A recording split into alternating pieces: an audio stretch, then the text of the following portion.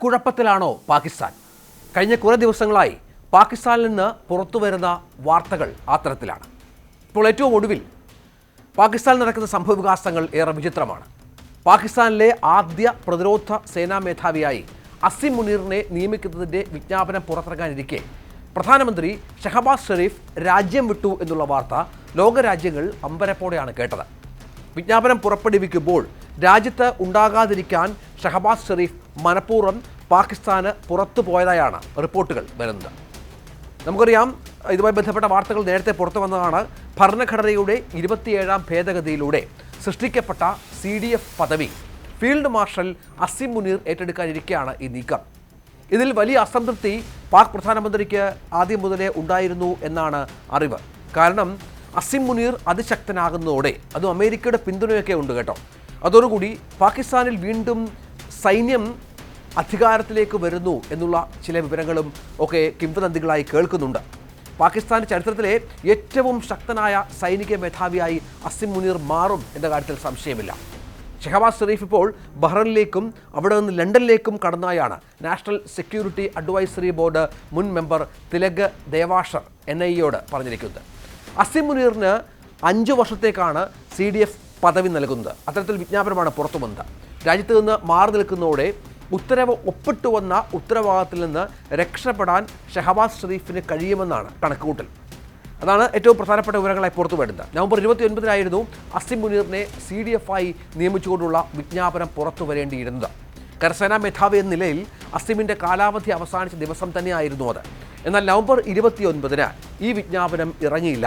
അത് ചില ആശങ്കകളും ആശയക്കുഴപ്പങ്ങളുമൊക്കെ സൃഷ്ടിച്ചിരുന്നു. നിലവിൽ അസിം മുനീറിൻ്റെ കരസേനാ മേധാവി സ്ഥാനം അവസാനിച്ച ഒരു പശ്ചാത്തലം കൂടിയുണ്ട്. അതായത് പാകിസ്ഥാന് ഒരു സൈനിക മേധാവി ഇല്ലാത്ത അവസ്ഥയിലേക്ക് ആ രാജ്യം കടന്നു വന്നു എന്നുള്ളതാണ് വിചിത്രമായ സാഹചര്യം.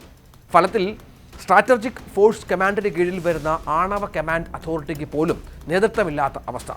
ഇത് വളരെ വിചിത്രമായ ഒരു സാഹചര്യമാണെന്നും CDF വിജ്ഞാപനം ആവശ്യമാണോ എന്ന കാര്യത്തിൽ നിയമവിദഗ്ധർക്കിടയിൽ അഭിപ്രായ വ്യത്യാസമുണ്ടെന്നുമൊക്കെയാണ് റിപ്പോർട്ട്. ആണവായുധ രാജ്യമായ പാകിസ്ഥാന് ഒരു സൈനിക മേധാവിയോ ആണവ കമാൻഡ് അതോറിറ്റിയുടെ ചുമതലയുള്ള ഒരാളോ ഇല്ലാതെ പ്രവർത്തിക്കാൻ കഴിയില്ലെന്നും രാഷ്ട്രീയ നിരീക്ഷകർ ചൂണ്ടിക്കാട്ടുന്നുണ്ട്. പാകിസ്ഥാൻ്റെ നമുക്കറിയാം സൈനിക മേധാവി ജനറൽ അസിം മുനീർ കഴിഞ്ഞ കുറേ നാളുകളായി അധികാരത്തിൻ്റെ കേന്ദ്രബിന്ദുവാകാനുള്ള ശ്രമം ഏറ്റെടുത്തിരിക്കുകയാണ്. ഒരുപക്ഷെ പ്രസിഡന്റിനും പ്രധാനമന്ത്രിക്കുമൊന്നും ഇല്ലാത്ത തരത്തിലുള്ള അധികാരം അദ്ദേഹത്തിലേക്ക് നിക്ഷിപ്തമായിരിക്കുന്നു. പലപ്പോഴും ഈ അധികാരം പിടിച്ചെടുത്തുകൊണ്ട് സൈന്യം രാജ്യത്ത് ശക്തി പ്രാപിക്കുന്നതാണ് പലതവണ കണ്ടിട്ടുള്ളത്. പക്ഷേ ഇപ്പോൾ അധികാരം പിടിച്ചെടുക്കാതെ തന്നെ രാജ്യത്തിലെ ഏറ്റവും ശക്തമായ ഒരു അധികാര കേന്ദ്രമായി സൈന്യം മാറുന്ന ഒരു പശ്ചാത്തലം. പാക് ഭരണഘടനയിലെ വിവാദമായ 27ാം ഭേദഗതിയിലൂടെ സൃഷ്ടിച്ച ഈ പദവി കര, വ്യോമ, നാവികസേനകളുടെ എല്ലാം തലവനായി അസിം മുനീറിനെ നിയമിക്കുന്നു എന്നാണ് ഏറ്റവും പ്രധാനപ്പെട്ട കാര്യം.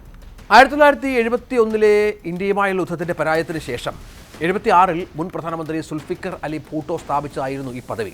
CDF സ്ഥാനമേറ്റതോടെ ഈ പദവിയുടെ കാലഘട്ടം അവസാനിക്കുന്ന ഒരു പശ്ചാത്തലം കൂടി വരികയാണ്. ഇത്തരത്തിൽ പാകിസ്ഥാനിൽ വലിയ അസ്വസ്ഥതകൾ, ഭരണതലത്തിൽ തന്നെ വലിയ ആശയക്കുഴപ്പങ്ങൾ ഉണ്ടാകുന്നു എന്നുള്ളതാണ് നിർണായകമായി മാറുന്നത്. നേരത്തെ പറഞ്ഞതുപോലെ അമേരിക്കയുടെ ഡൊണാൾഡ് ട്രംപിൻ്റെ വലിയ പിന്തുണ ഇതുമായി ബന്ധപ്പെട്ടുണ്ട്. പല ഡെലിഗേഷൻസിനും പ്രസിഡന്റും പ്രധാനമന്ത്രിയും മറ്റും പോകേണ്ട പല കാര്യങ്ങൾക്കും അമേരിക്കയിലേക്കും മറ്റും പോകുന്നത്, അല്ലെങ്കിൽ മറ്റു രാജ്യങ്ങളുമായി ബന്ധപ്പെട്ട് സംസാരിക്കുന്നത് ഈ അസിം മുനീറാണ് എന്ന് പറയുമ്പോഴാണ് ഇതിൻ്റെ ഒരു വിചിത്രതയും കൗതുകവും ഒക്കെ പുറത്തു വരുന്നത്.